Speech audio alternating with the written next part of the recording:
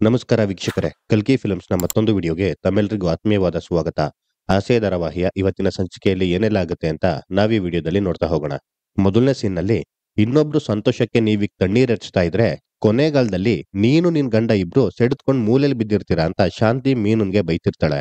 ಆಗ ಅತ್ತೆ ಅಂತ ಮೀನಾ ಕಿರ್ಚಿ ಶಾಂತಿನೇ ಗುರಾಯಿಸ್ಕೊಂಡು ಮೀನಾ ಶಾಂತಿ ಹತ್ರ ಬರ್ತಿರ್ತಾಳೆ. ಆಗ ಶಾಂತಿ ಎದ್ರುಕೊಂಡು, ಅಯ್ಯಯ್ಯೋ ಇವತ್ ನನ್ ಕೊಲೆ ಆಗತ್ತೆ, ಯಾರಾದ್ರೂ ಬನ್ನಿ ಕಾಪಾಡಿ ಮನೋಜ, ರವಿ ಅಂತ ಕಿರ್ಚಾಡ್ತಿರ್ತಾಳೆ. ಛೆ! ನಿಜವಾಗ್ಲೂ ನೀವು ಮನುಷ್ಯರ ಅತ್ತೆ ಅಂತ ಹೇಳಿ ಮೀನಾ ಅಲ್ಲಿಂದ ಬೇಜಾರ್ ಮಾಡ್ಕೊಂಡು ಹೊರಟೋಗ್ತಾಳೆ. ನಂತರ ಕೊಂದ್ಗಿನ್ ಬಿಡ್ತಾಳ ಇವಳು ನನ್ನನ್ನ ಅಂತ ಶಾಂತಿ ಯೋಚನೆ ಮಾಡ್ತಿರ್ತಾಳೆ. ನೆಕ್ಸ್ಟ್ ಸೀನ್‌ನಲ್ಲಿ ಸೂರ್ಯ ಕಾರ್ ಓಡಿಸ್ತಾ ನಿಂತಿರ್ತಾನೆ. ಆಗ ಒಂದು ಗೂಡ್ಸ್ ಆಟೋ ಬರುತ್ತೆ. ಅದರಿಂದ ಎಸಿನ ಅನ್ಲೋಡ್ ಮಾಡ್ತಿರ್ತಾರೆ.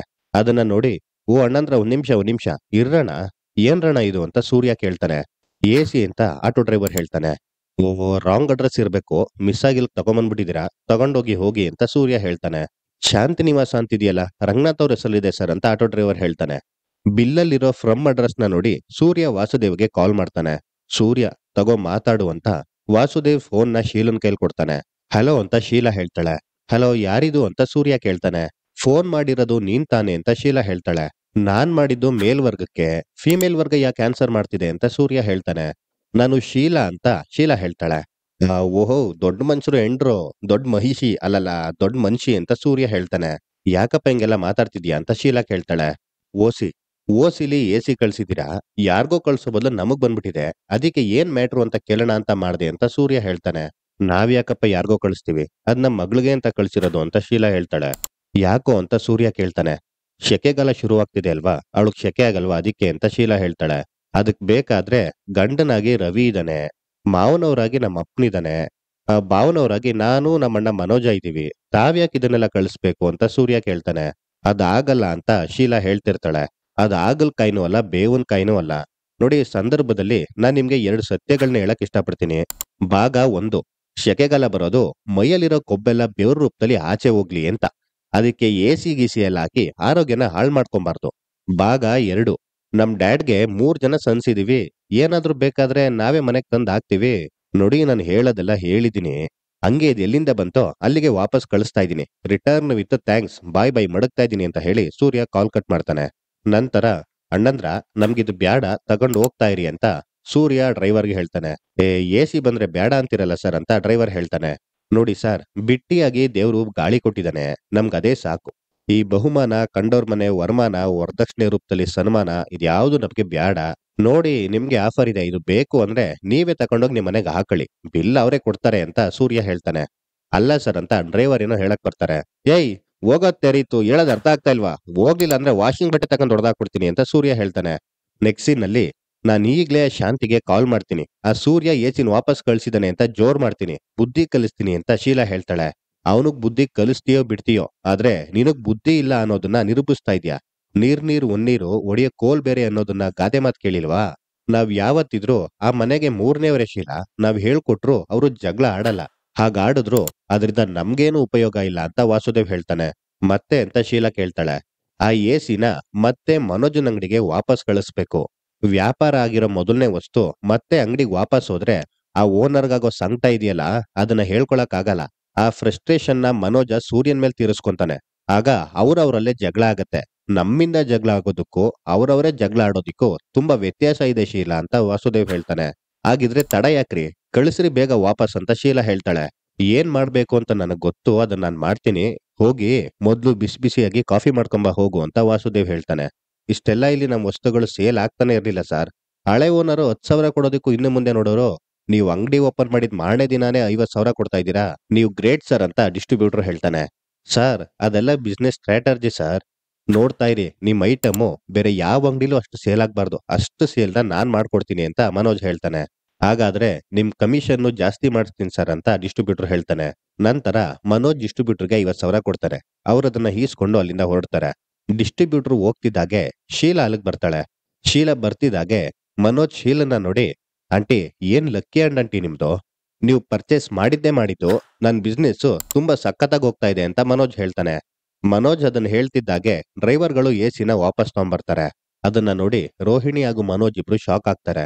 ಆಂಟಿ ಏನಾಯ್ತು ಆಂಟಿ, ಏನಾದ್ರೂ ಪ್ರಾಬ್ಲಮಾ, ಟೆಕ್ನಿಷಿಯನ್ ನ ಕಳ್ಸ್ಕೊಡ್ತೀನಿ ಅಂತ ಮನೋಜ್ ಹೇಳ್ತಾನೆ. ಅದ್ರ ಅವಶ್ಯಕತೆ ಇಲ್ಲ ಮನೋಜ್ ಅಂತ ಶೀಲಾ ಹೇಳ್ತಾಳೆ. ಆಂಟಿ ಏನಾಯ್ತು ಅಂತ ರೋಹಿಣಿ ಕೇಳ್ತಾಳೆ. ಮೊದಲನೇ ಸಲ ಬೋನಿ ಮಾಡಿ ಒಳ್ಳೇದಾಗತ್ತೆ ಅಂತ ಹೇಳಿದ್ರು ನಿಮ್ಮಮ್ಮ. ನಿಮ್ಗೊಳ್ಳೇದಾಗ್ಲಿ ಅಂತ ಲಕ್ಷಾಂತರ ರೂಪಾಯಿ ಕೊಟ್ಟು ಎಸಿ ತಕೊಂಡೆ. ಮಗ್ಲಿರೋ ಮನೆ ಚೆನ್ನಾಗಿರ್ಲಿ ಅಂತ ಈ ಎಸಿನ ನಿಮ್ಮನೆ ಕಳಿಸ್ದೆ. ಅದು ತಪ್ಪಾ ಅಂತ ಶೀಲಾ ಕೇಳ್ತಾಳೆ. ಇಲ್ವಲ್ಲ ಅಂತ ಮನೋಜ್ ಹೇಳ್ತಾನೆ. ಇದಾನಲ್ಲ ನಿನ್ ತಮ್ಮ ಸೂರ್ಯ. ನೀನ್ ಯಾವಳೆ ನಮ್ಮನೆಗೆ ಎಸಿ ಕಳ್ಸೋದಕ್ಕೆ ಅಂತ ಕೂಗಾಡಿ ಜಗಳ ಮಾಡ್ದ. ಕೊನೆಗೂ ಎಸಿನ ವಾಪಸ್ ಕಳಿಸ್ಲಿಲ್ಲ ಅಂದ್ರೆ ಮನೆ ಹತ್ರ ಕುಡ್ಕೊಂಬಂದು ಜಗಳ ಮಾಡ್ತೀನಿ ಅಂತ ಹೇಳ್ದ. ಮರ್ಯಾದಿ ಗಂಜೋ ಜನ ನಾವು, ಅದಕ್ಕಿಂತ ಇದೇ ವಾಸಿ ಅಂತ ಎಸಿನ ವಾಪಸ್ ತಕೊಂಬಂದೆ ಅಂತ ಶೀಲಾ ಹೇಳ್ತಾಳೆ.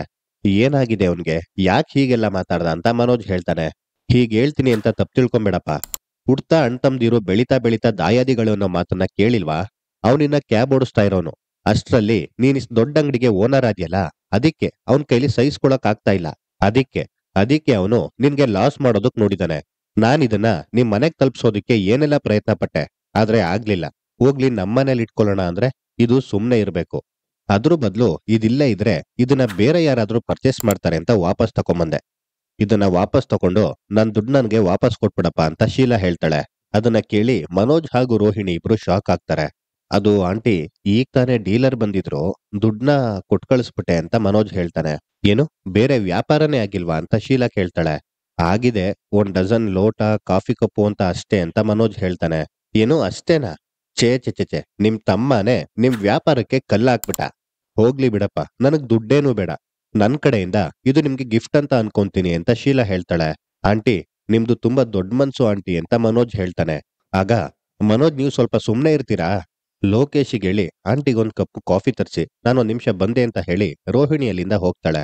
ನಂತರ ರೋಹಿಣಿ ಬಂದು ಶೀಲಂಗೆ ದುಡ್ಡು ಕೊಡ್ತಾಳೆ. ಇದೇನಮ್ಮ ಇದು, ನಾನ್ ದುಡ್ಡು ಬೇಡ ಅನ್ನಲ್ಲ ಅಂತ ಶೀಲಾ ಹೇಳ್ತಾಳೆ. ಪರವಾಗಿಲ್ಲ ಆಂಟಿ, ವ್ಯಾಪಾರ ವ್ಯಾಪಾರನೇ, ಒಳ್ಳೆ ಮನ್ಸಿಂದ ಆಶೀರ್ವಾದ ಮಾಡಿ ಸಾಕು ಅಂತ ರೋಹಿಣಿ ಹೇಳ್ತಾಳೆ. ನಿಮ್ ಮನೆಯಲ್ಲಿ ಎಲ್ರು ಎಷ್ಟು ಒಳ್ಳೆಯವರಿದ್ದೀರಾ, ಆ ಸೂರ್ಯನಿಂದ ಯಾರಿಗೂ ನೆಮ್ಮದಿನೇ ಇಲ್ಲ ಅಂತ ಹೇಳಿ ಶೀಲಾ ಅಲ್ಲಿಂದ ಹೊರಟೋಗ್ತಾಳೆ. ನಂತರ ರೋಹಿಣಿ, ಆಂಟಿನೇ ದುಡ್ಡು ಬೇಡ ಅಂದ್ರಲ್ಲ, ನೀನ್ಯಾಕೆ ಹೀಗ್ ಮಾಡ್ದೆ ಅಂತ ಮನೋಜ್ ಹೇಳ್ತಾನೆ. ಮನೋಜ್, ಏನ್ ನೀವು ದಡ್ರ ತರ ಮಾತಾಡ್ತಿದ್ದೀರಲ್ಲ, ಎಷ್ಟು ಕಷ್ಟ ಪಡ್ತಿದ್ದೀರಾ ನೀವು.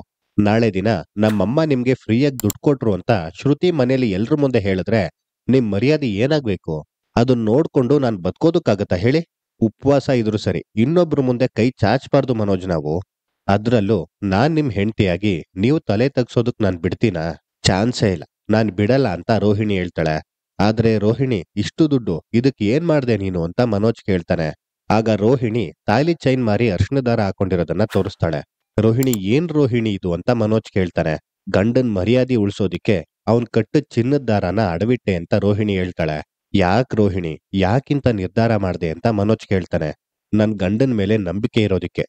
ಆ ಡ್ರೈವರು ಮೀನಾಗೆ ಚಾಲೆಂಜ್ ಮಾಡಿ ತಾಲಿ ಬೊಟ್ಟು ತಂದ್ಕೊಟ್ಟ. ನೀವ್ ಚಿನ್ನದ ಸರ ತಂದ್ಕೊಡಲ್ವಾ? ನಿಮ್ ಕೈಲಾದ ಕೊಡ್ಸಿ, ಸಮಸ್ಯೆ ಇಲ್ಲ. ಆದ್ರೆ ನೀವ್ ಯಾರ್ ಮುಂದೆನೂ ಚೀಪ್ ಆಗ್ಬಾರ್ದು ಅಂತ ರೋಹಿಣಿ ಹೇಳ್ತಾಳೆ. ನಂತರ ಸೂರ್ಯ, ಇದಕ್ಕೆಲ್ಲ ನೀನೇ ಕಾರಣ, ಇವತ್ ನಾನ್ ನಿನ್ನನ್ನ ಸುಮ್ನೆ ಬಿಡಲ್ಲ ಕಣೋ ಅಂತ ಹೇಳಿ ಮನೋಜ್ ಅಲ್ಲಿಂದ ಮನೆಗ್ ಹೊರಡ್ತಾನೆ. ನೆಕ್ಸಿನಲ್ಲಿ, ಇಷ್ಟು ಅವಮಾನ ಜೀವನದಲ್ಲಿ ಯಾವತ್ತೂ ಆಗಿರ್ಲಿಲ್ಲಮ್ಮ ನನ್ಗೆ ಅಂತ ಮನೋಜ್ ಹೇಳ್ತಾನೆ. ಹೌದೌದು, ಪಾರ್ಕಲ್ಲಿ ಮಲ್ಕೊಂಡಾಗ, ಹುಡ್ಗಿ ಕೈ ಕೊಟ್ಟಾಗ, ಮನೆಯವರೆಲ್ಲ ತುಪ್ಪುಕ್ ಅಂತ ಉಗ್ದಾಗ ಯಾವಾಗ್ಲೂ ಆಗಿರ್ಲಿಲ್ಲ. ಆದ್ರೆ ಈಗ ನಾನು ಅವಮಾನ ಆಗೋದನ್ನ ತಡದ್ನಲ್ಲ, ಅದಕ್ಕೆ ತುಗಾದೆಗಳು ಈ ಅಪ್ಪಂಗೆ ಅಂತ ಸೂರ್ಯ ಹೇಳ್ತಾನೆ. ಏಯ್, ಮಾತಾಡ್ಬೇಡ, ಬಾಯಿ ಮುಚ್ಕೊಂಡು ಸುಮ್ನೆ ಕೂತ್ಕೊಳ್ಳೋ. ಮಾಡೋದೆಲ್ಲ ಮಾಡ್ಬಿಟ್ಟು ಏನು ಆಗೇ ಇಲ್ಲ ಅನ್ನೋ ತರ ಮಾತಾಡ್ತಿದ್ಯಾ ನೀನು ಅಂತ ಶಾಂತಿ ಹೇಳ್ತಾಳೆ. ಅಂತ ಮಾಡ್ಬಾರಿದ್ ಕೆಲ್ಸ ನಾನೇನ್ ಮಾಡುದ್ನು ಅಂತ ಸೂರ್ಯ ಕೇಳ್ತಾನೆ. ನೀವು ಮಾಡಿದ್ ತಪ್ಪು ಅಂತ ನಿಮ್ಗೆ ಅನ್ನಿಸ್ತಿಲ್ವಾ ಸೂರ್ಯ ಅವ್ರೆ ಅಂತ ರೋಹಿಣಿ ಕೇಳ್ತಾಳೆ. ಇಲ್ಲ ಅಂತ ಸೂರ್ಯ ಹೇಳ್ತಾನೆ. ಲೇ ಸೂರ್ಯ, ಈಡಿಯಟ್ ತರ ಆಡ್ಬೇಡ್ವೋ, ನನಗಾದ ಅನ್ಯಾಯ, ನನಗಾದ ಅವಮಾನ ಎಷ್ಟು ಅಂತ ಗೊತ್ತಾ ಅಂತ ಮನೋಜ ಹೇಳ್ತಾನೆ. ನಮ್ ಅಂಗಡಿಲಿ ಮಾರಾಟ ಆದ ಮೊದಲನೇ ವಸ್ತು ವಾಪಸ್ ಬಂದ್ ಕೂತಿದೆ. ನಮ್ ಸೆಂಟಿಮೆಂಟ್ಗೆ ಬೆಲೆ ಇಲ್ವೇನ್ರಿ ನಿಮ್ ಹತ್ರ? ನಮ್ ಅಂಗಡಿಗೆ ಎಷ್ಟು ಕೆಟ್ಟ ಹೆಸರು ಬರುತ್ತೆ ಅಂತ ಜ್ಞಾನ ಇಲ್ವಾ ನಿಮ್ಗೆ ಅಂತ ರೋಹಿಣಿ ಹೇಳ್ತಾಳೆ. ನೀನ್ ಮಾರೋ ವಸ್ತುವಿಂದ ಇಡೀ ಮನೆ ಕೆಟ್ಟ ಹೆಸರು ಬರ್ತಿತ್ತಲ್ಲೋ ಪೆಂಗ್ಯ ಅಂತ ಸೂರ್ಯ ಹೇಳ್ತಾನೆ. ಹೇಯ್, ಮುಚ್ಚೋ ಬಾಯಿ. ಶ್ರುತಿಯವ್ರ ಅಮ್ಮ ಬಂದು ನಮ್ ಸ್ಟಾಫ್ ಮುಂದೆ, ಆ ಕಸ್ಟಮರ್ಸ್ ಮುಂದೆ ಹೇಗೆಲ್ಲ ಮಾತಾಡಿದ್ರು ಗೊತ್ತಾ? ಅಷ್ಟು ಜನರ ಮುಂದೆ ತಲೆ ತಗ್ಸಿದ್ದು ನಾನು, ಅದಾಗಿದ್ದು ನಿನ್ನಿಂದ ಅಂತ ಮನೋಜ ಹೇಳ್ತಾನೆ. ಅತ್ತೆ, ಪಾಪ ಶ್ರುತಿಯವರಮ್ಮ ಎಷ್ಟು ಫೀಲ್ ಮಾಡ್ಕೊಂಡ್ರು ಗೊತ್ತಾ? ಅವ್ರಿಗೂ ಇವ್ರು ಇನ್ಸಲ್ಟ್ ಮಾಡಿದ್ದಾರೆ ಅಂತ ರೋಹಿಣಿ ಹೇಳ್ತಾಳೆ. ಅಯ್ಯೋ, ಬೀಗ್ರು ತುಂಬಾ ಬೇಜಾರ್ ಮಾಡ್ಕೊಂಡ್ರೇನಮ್ಮ ಅಂತ ಶಾಂತಿ ಕೇಳ್ತಾಳೆ. ಹೌದು ಅತ್ತೆ ಅಂತ ರೋಹಿಣಿ ಹೇಳ್ತಾಳೆ. ಅಮ್ಮ ತುಂಬಾ ಫೀಲ್ ಆಗಿದ್ದಾರೆ ಅತ್ತೆ, ನನಗ್ ಫೋನ್ ಮಾಡಿ ಹೇಳ್ಕೊಂಡು ನೊಂದ್ಕೊಂಡ್ರು ಅಂತ ಶ್ರುತಿ ಹೇಳ್ತಾಳೆ. ಓ, ಆಗ್ಲೇ ಲೋಕಲ್ಲು STD IST ಎಲ್ಲ ಆಗೋಗ್ಬಿಟ್ಟಿದೆ ಅಂತ ಸೂರ್ಯ ಹೇಳ್ತಾನೆ. ಹಲೋ, ಎಕ್ಸ್ಕ್ಯೂಸ್ ಮೀ, ಅವ್ರ ಫೀಲಿಂಗ್ಸ್ ನ ನನ್ನ ಹತ್ರ ಶೇರ್ ಮಾಡ್ಕೊಂಡಿದ್ದಾರೆ. ನೀವ್ ಅವ್ರಿಗೆ ಇನ್ಸಲ್ಟ್ ಆಗೋ ತರ ಮಾತಾಡಿದಿರಲ್ಲ ಅಂತ ಶ್ರುತಿ ಹೇಳ್ತಾಳೆ. ನೋಡಿ ನಿಮ್ ಮುದ್ದಿನ ಮಗ ಮಾಡಿರೋ ಕೆಲ್ಸನ. ಬೀಗ್ರು ಕಾಲ್ ಮಾಡಿ ಒಂದ್ ಸ್ವಲ್ಪನೂ ಮರ್ಯಾದೆ ಇಲ್ದೆ ಬಾಯಿಗೆ ಬಂದಂಗ್ ಮಾತಾಡಿದಾನೆ ಅಂತ ಶಾಂತಿ ಹೇಳ್ತಾಳೆ. ನೀನ್ ಯಾಕಯ್ಯ ಅವ್ರಿಗೆ ಫೋನ್ ಮಾಡ್ದೆ ಅಂತ ರಂಗನಾಥ್ ಅವ್ರು ಕೇಳ್ತಾರೆ. ಅಪ್ಪ, ಆ ಎಸಿ ತಂದವನು ಅದನ್ನ ವಾಪಸ್ ತಗೊಂಡೋಗು ಅಂದ್ರೆ ತಗೊಂಡೋಗಲ್ಲ ಅಂತ ಹೇಳ್ಬಿಟ್ಟ. ಅದಕ್ಕೆ ವಾಪಸ್ ತಗೊಂಡೋಗು ಅಂತ ಒಮ್ಮಂಗ್ ಫೋನ್ ಮಾಡಿ ಹೇಳ್ದೆ ಅಷ್ಟೇ ಅಂತ ಸೂರ್ಯ ಹೇಳ್ತಾನೆ. ಏಯ್, ಅದನ್ನ ವಾಪಸ್ ಕಳ್ಸೋದಿಕ್ಕೆ ನೀನ್ ಯಾರೋ? ಯಾರನ್ನ ಹೇಳಿ ಕೇಳಿ ಅದನ್ನ ರಿಟರ್ನ್ ಮಾಡ್ದೆ ಅಂತ ಮನೋಜ ಹೇಳ್ತಾನೆ. ಓ ಇಲ್ಲ ಕಣೋ, ಅವ್ರು ಕಳ್ಸಿರೋದನ್ನ ನಮ್ಮನೆ ಹಾಲಲ್ಲಿ ಇಟ್ಬಿಟ್ಟು ಎಲ್ರು ತಣ್ಣಗ್ ಕುತ್ಕೊಬೇಕು ಅಂತ ಹೇಳ್ತಾ ಇದೀಯ ಅಂತ ಸೂರ್ಯ ಹೇಳ್ತಾನೆ. ಪಾಪ, ಅವ್ರೆಷ್ಟು ಪ್ರೀತಿಯಿಂದ ಕಳ್ಸಿದ್ರೋ ಏನೋ, ಬೇಡ ಅಂತ ಅವ್ರ ಮುಖಕ್ ಕೊಡ್ದಂಗೇಳಿ ವಾಪಸ್ ಕಳ್ಸಿದ್ಯಲ್ಲ ನೀನು ಅಂತ ಶಾಂತಿ ಹೇಳ್ತಾಳೆ. ಸೂರ್ಯ, ನಮ್ಗೆ ಯಾರಿಗೂ ಹೇಳ್ದೆ ಕೇಳ್ದೆ ನೀನ್ ಹೆಂಗೋ ಅದನ್ನ ವಾಪಸ್ ಕಳಿಸ್ತೀಯ ಅಂತ ರವಿ ಕೇಳ್ತಾನೆ. ಅಲ್ವೋ, ನಮ್ಗೆ ಯಾರಿಗೂ ಕೈ ಕಾಲಿಲ್ವಾ ಅಥವಾ ಮಾಡಕ್ ಕೆಲ್ಸ ಇಲ್ವಾ? ನಮ್ಗೆ ಯಾಕೋ ಅವ್ರು ಎಸಿ ಕೊಡಿಸ್ಬೇಕು ಲೇ ಅಂತ ಸೂರ್ಯ ಕೇಳ್ತಾನೆ. ಅವ್ರೇನ್ ಬೇರೆ ಅಲ್ಲ, ಈ ಮನೆ ಬೀಗ್ರು. ನಾವು ಕಷ್ಟ ಪಡಬಾರ್ದು ಅಂತ ಅವ್ರು ಎಸಿ ಕಳ್ಸಿದಾರೆ, ಅದ್ರಲ್ಲೇನಿದೆ? ಅಷ್ಟಕ್ಕೂ ಅದನ್ನ ವಾಪಸ್ ಕಳ್ಸಿ ನೀನು ಅವ್ರಿಗೆ ಅವಮಾನ ಮಾಡಿದ್ಯಾ ಅಂತ ಶಾಂತಿ ಹೇಳ್ತಾಳೆ. ಅತ್ತೆ, ಅವತ್ತೇ ಮಾವ ಅವ್ರಿಗೆ ಬೇಡ ಅಂತ ಹೇಳಿದ್ರು. ಬೇಡ ಅಂದ್ಮೇಲೂ ಮತ್ತೆ ಅವ್ರು ಅದನ್ನ ಕಳ್ಸಿದಾರೆ ಅಂದ್ರೆ ಏನ್ ಅರ್ಥ ಅಂತ ಮೀನಾ ಹೇಳ್ತಾಳೆ. ಹೌದು ಕಣೆ ನೌಟಂಕಿ, ನೀನು ಸುಮ್ನಿರ್ದೆ ನಿನ್ ಗಂಡನ್ಗೆ ಸಪೋರ್ಟ್ ಮಾಡ್ಕೊಂಡ್ ಮಾತಾಡ್ತಿದ್ಯಾ ಅಂದ್ರೆ ನೀನೇ ಅವ್ನಿಗೇನೋ ಹೇಳ್ಕೊಟ್ಟಿದ್ಯಾ ಅಂತ ಅರ್ಥ. ಮಾಯಾಂಗಿನಿ ಅಂತ ಶಾಂತಿ ಹೇಳ್ತಾಳೆ. ಅತ್ತೆ, ಎಲ್ಲಾ ವಿಷಯಕ್ಕೂ ನನ್ನೇ ಕಾರಣ ಮಾಡಿ ಮಾತಾಡ್ಬೇಡಿ. ಇದ್ ನಡ್ದಾಗ ನನ್ ಮನೇಲೇ ಇರ್ಲಿಲ್ಲ ಅಂತ ಮೀನಾ ಹೇಳ್ತಾಳೆ. ಎಂಡ್ರು ಮಾತ್ ಕೇಳಿ ತಕದಿಮೆ ಆಡೋದಿಕ್ಕೆ ನಾವೇನ್ ಪೆಂಗ್ಯಾನ? ನಾವೇನ್ ನಿರ್ಧಾರ ತಗೊಂಡ್ರು ಅದು ನಮ್ದೆಯ. ಏನ್ ಇವಾಗ ಅಂತ ಸೂರ್ಯ ಕೇಳ್ತಾನೆ. ನೀವ್ ಯಾಕೆ ಸೂರ್ಯ ಅವ್ರೆ ಅದನ್ನ ರಿಟರ್ನ್ ಮಾಡಿದ್ದು ಅಂತ ಶ್ರುತಿ ಕೇಳ್ತಾಳೆ. ನಮ್ಮಪ್ಪ ಬೇಡ ಅಂದ್ಮೇಲೂ ಅವ್ರ ಅದನ್ನ ಮನೆಗ್ ಕಳ್ಸಿದಾರೆ ಅಂದ್ರೆ ಏನು? ಏನಿದರ ಅರ್ಥ ಅಂತ ಸೂರ್ಯ ಕೇಳ್ತಾನೆ. ಇದೆಲ್ಲ ಕಾರಣನೇ ಅಲ್ಲ ಕಣೋ. ನಿಜವಾದ ಕಾರಣ ನನ್ಗೆ ಅವಮಾನ ಆಗ್ಬೇಕು, ನನಗ್ ಕೆಟ್ಟ ಹೆಸರು ಬರ್ಬೇಕು ಅನ್ನೋ ತಾನೆ ನಿನ್ನ ಉದ್ದೇಶ ಅಂತ ಮನೋಜ ಹೇಳ್ತಾನೆ. ಹೌದಪ್ಪ, ನೀನ್ ದೊಡ್ಡ ತೋಪು ನೋಡು. ನಿನ್ ಹೆಸರು ಕೆಡ್ಸೋದಿಕ್ಕೆ ನಾವೀಗ ಕೆಲಸ ಮಾಡ್ತಾ ಇದೀವಿ ಅಂತ ಸೂರ್ಯ ಹೇಳ್ತಾನೆ. ನಾವು ಬಿಸ್ನೆಸ್ ಅಲ್ಲಿ ಚೆನ್ನಾಗಿ ಡೆವಲಪ್ ಆಗ್ಬೇಕು, ನಾವು ಲೈಫ್ ಅಲ್ಲಿ ತುಂಬಾ ಎತ್ತರಕ್ಕೆ ಬೆಳಿಬೇಕು ಅಂತ ಶ್ರುತಿ ಅವರಮ್ಮ ಫಸ್ಟ್ ಟೈಮ್ ಪರ್ಚೇಸ್ ಮಾಡಿದ್ದದು. ಅದನ್ನ ಅದನ್ನ ರಿಟರ್ನ್ ಮಾಡೋ ಹಾಗೆ ಮಾಡ್ಬಿಟ್ರಲ್ರಿ ನೀವು ಅಂತ ರೋಹಿಣಿ ಹೇಳ್ತಾಳೆ. ಅವರು ಯಾವ ಉದ್ದೇಶದಿಂದ ಇದನ್ನೆಲ್ಲ ಮಾಡಿರೋದು ಅಂತ ನಿಮಗ್ ಗೊತ್ತಿಲ್ಲ ಅಂತ ಸೂರ್ಯ ಹೇಳ್ತಾನೆ. ಹಾಗಿದ್ರೆ ನಮ್ ತಾಯಿ ಉದ್ದೇಶ ಸರಿ ಇಲ್ಲ ಅಂತ ನೀವು ಹೇಳ್ತಿದ್ದೀರಾ ಅಂತ ಶ್ರುತಿ ಹೇಳ್ತಾಳೆ. ಅವ್ರ ಉದ್ದೇಶ ಸರಿ ಇದೆ ಶ್ರುತಿ, ಇವ್ರ ಉದ್ದೇಶ ಸರಿ ಇಲ್ಲ ಅಷ್ಟೇ ಅಂತ ರೋಹಿಣಿ ಹೇಳ್ತಾಳೆ. ಏನು, ಇವ್ರ ಉದ್ದೇಶ ಸರಿ ಇಲ್ವಾ? ಏನ್ ಹೇಳ್ತಾ ಇದ್ದೀರಾ ರೋಹಿಣಿ ನೀವು ಅಂತ ಮೀನಾ ಕೇಳ್ತಾಳೆ. ನಮ್ ಶಾಪ್ಗೆ ಕೆಟ್ಟ ಹೆಸರು ಬರ್ಬೇಕು ಅನ್ನೋದೇ ಇವ್ರ ಉದ್ದೇಶ. ಅವತ್ತು ನೀವು ಮಿಕ್ಸಿ ತಂದಾಗ ನಿಮ್ದನ್ನೇ ಫಸ್ಟ್ ಬಿಲ್ ಮಾಡ್ಲಿಲ್ಲ ಅನ್ನೋ ಕೋಪ ಇವ್ರಿಗೆ. ಅದಕ್ಕೆ ಅದಕ್ಕೆ ಇವ್ರು ಹೀಗೆಲ್ಲ ಮಾಡಿರೋದು ಅಂತ ರೋಹಿಣಿ ಹೇಳ್ತಾಳೆ.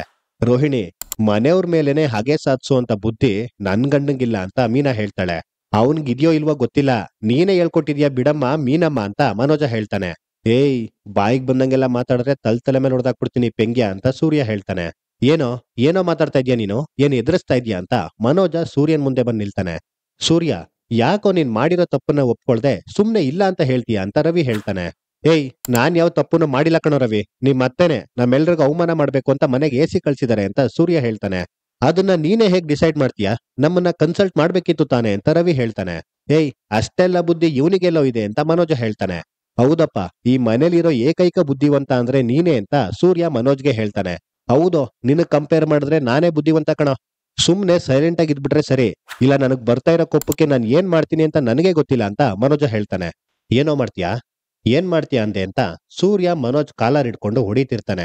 ಆಗ ರಂಗನಾಥ್ ಅವ್ರು ಬಂದು ಅವರಿಬ್ರಿಗೂ ಬೈದು ಬಿಡಿಸ್ತಾರೆ. ಏನ್ರೋ ಇದು, ಏನ್ರೋ ಮಾಡ್ತಾ ಇದೀರಾ ನೀವು? ನಾನ್ ಸತ್ತೋಗಿದ್ದೀನಿ ಅನ್ಕೊಂಡಿದ್ದೀರೇನ್ರೋ? ನಾನು ನಾನಿನ್ನು ಬದುಕಿದ್ದೀನಿ ಕಣ್ರೋ. ನನ್ ಕಣ್ಮುಂದೆನೆ ಹೀಗ್ ಕಿತ್ತಾಡ್ ಸಾಯ್ತೀರಾ ಅಂತ ರಂಗನಾಥ್ ಅವರು ಸೂರ್ಯ ಹಾಗೂ ಮನೋಜ್ ಇಬ್ರಿಗೂ ಬೈತಾರೆ. ಇದೆಲ್ಲ ಆಗ್ತಿರೋದು ಇವನಿಂದಾನೇ ರೀ ಅಂತ ಶಾಂತಿ ಸೂರ್ಯನ್ ತೋರಿಸಿ ಹೇಳ್ತಾಳೆ. ಆ ಎಸಿ ದುಡ್ಡನ್ನ ವಾಪಸ್ ಕೇಳಿದ್ರು ಶ್ರುತಿ ಅವರಮ್ಮ. ನನ್ನ ಹತ್ರ ಇದ್ದಿದ್ದ ದುಡ್ಡನ್ನ ಆ ಡೀಲರ್ಗೆ ವಾಪಸ್ ಕೊಟ್ಟು ಕಳ್ಸಿದ್ದೆ. ಆದ್ರೂ ಕೂಡ ಶ್ರುತಿ ಅವ್ರ ಅಮ್ಮಂಗೆ ದುಡ್ಡನ್ನ ವಾಪಸ್ ಕೊಟ್ಟು ಕಳ್ಸಿದ್ವಿ. ಹೇಗೆ ಅಂತ ಯಾರಿಗಾದ್ರೂ ಗೊತ್ತಾ? ಅಪ್ಪ, ರೋಹಿಣಿ ತನ್ನ ತಾಲಿನ ಅಡ ಇಟ್ಟು ದುಡ್ಡು ತಂದು ಕೊಟ್ಟಿದ್ದಾಳಪ್ಪ ಅಂತ ಮನೋಜ್ ಹೇಳ್ತಾನೆ. ಅದನ್ನ ಕೇಳಿ ಮನೆಯವರೆಲ್ಲರೂ ಶಾಕ್ ಆಗ್ತಾರೆ. ನಂತರ ರೋಹಿಣಿ, ಏನಮ್ಮ ಇದು ಅರ್ಶನದ ದಾರ ಅಂತ ಶಾಂತಿ ಕೇಳ್ತಾಳೆ. ಅವರು ಸಡನ್ ಆಗಿ ಅಷ್ಟು ದುಡ್ಡು ಕೇಳಿದ್ರೆ ಎಲ್ಲಿಂದ ತಂದು ಕೊಡ್ಬೇಕು ಅತ್ತೆ? ಅದಕ್ಕೆ ಮಾಂಗಲ್ಯನ ಅಡ ಇಟ್ಟು ಕೊಟ್ಬಿಟ್ಟೆ ಅಂತ ರೋಹಿಣಿ ಹೇಳ್ತಾಳೆ. ಏನಮ್ಮ ಇದು, ನಿಮ್ ತಂದೆ ನಿನ್ನನ್ನ ಹೀಗ್ ನೋಡಿದ್ರೆ ಅವ್ರು ನಮ್ ಬಗ್ಗೆ ಏನ್ ತಿಳ್ಕೊಳ್ತಾರೆ ಹೇಳು? ನೋಡ್ರಿ ಇಲ್ಲಿ ಅಂತ ಶಾಂತಿ ರಂಗನಾಥ್ ಅವ್ರಿಗೆ ಹೇಳ್ತಾಳೆ. ಮೀನಾನು ತುಂಬಾ ದಿನಗಳ ಕಾಲ ಅರ್ಶನದ ದಾರನೇ ಕಟ್ಕೊಂಡಿದ್ದು ಅಂತ ಸೂರ್ಯ ಹೇಳ್ತಾನೆ. ಹೇಯ್, ಇವಳು ರೋಹಿಣಿ ಒಂದೇನಾ? ರೋಹಿಣಿ ಶ್ರೀಮಂತರ ಮನೆ ಹುಡುಗಿ, ಅದೆಲ್ಲ ನಿನ್ಗೆಲ್ಲ ಅರ್ಥ ಆಗುತ್ತೆ ಅಂತ ಶಾಂತಿ ಹೇಳ್ತಾಳೆ. ಈ ಮನೆ ಹಿರಿ ಸೊಸೆಯಾಗಿ ಈ ಮನೆ ಮರ್ಯಾದಿನ ಕಾಪಾಡೋದು ನನ್ನ ಕರ್ತವ್ಯ ಅಂತ ಅನ್ನಿಸ್ತು. ಅದಕ್ಕೆ ತಾಳಿನ ಅಡ ಇಟ್ಬಿಟ್ಟೆ ಅಂತ ರೋಹಿಣಿ ಹೇಳ್ತಾಳೆ. ಇಲ್ಲಿಗೆ ಈ ಸಂಚಿಕೆ ಮುಕ್ತಾಯವಾಗುತ್ತೆ ವೀಕ್ಷಕರೇ. ಮುಂದಿನ ಸಂಚಿಕೆಗಾಗಿ ನಮ್ಮ ಕಲ್ಕಿ ಫಿಲ್ಮ್ಸ್ ಯೂಟ್ಯೂಬ್ ಚಾನೆಲ್ನ ಸಬ್ಸ್ಕ್ರೈಬ್ ಮಾಡಿ. ಈ ವಿಡಿಯೋ ಇಷ್ಟ ಆಗಿದ್ರೆ ಲೈಕ್ ಮಾಡಿ, ಶೇರ್ ಮಾಡಿ, ಹಾಗೆ ನಿಮ್ಗೆ ಇಷ್ಟವಾದ ಸೀರಿಯಲ್ ಯಾವುದು ಅಂತ ಕಮೆಂಟ್ ಮಾಡಿ.